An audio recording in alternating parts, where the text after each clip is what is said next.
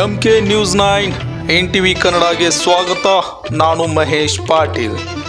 ಹುಕ್ಕೇರಿ ಮತಕ್ಷೇತ್ರದ ವ್ಯಾಪ್ತಿಯಲ್ಲಿ ಬರುವ ಯಾದಬೂಡ್ ಗ್ರಾಮದ ಗ್ರಾಮ ದೇವತೆಯಾದ ಶ್ರೀ ಲಕ್ಷ್ಮೀ ದೇವಿ ಜಾತ್ರಾ ಮಹೋತ್ಸವ ಕಾರ್ಯಕ್ರಮದಲ್ಲಿ ಭಾಗವಹಿಸಿದ ಹುಕ್ಕೇರಿ ತಾಲೂಕಿನ ಶ್ರೀ AB ಪಾಟೀಲ್ ಮಾಜಿ ಸಚಿವರು ದೇವಿಯ ಆಶೀರ್ವಾದ ಪಡೆದು ನಂತರ ಕಮಿಟಿ ವತಿಯಿಂದ ಸತ್ಕಾರ ಗೌರವವನ್ನು ಸ್ವೀಕರಿಸಿದರು.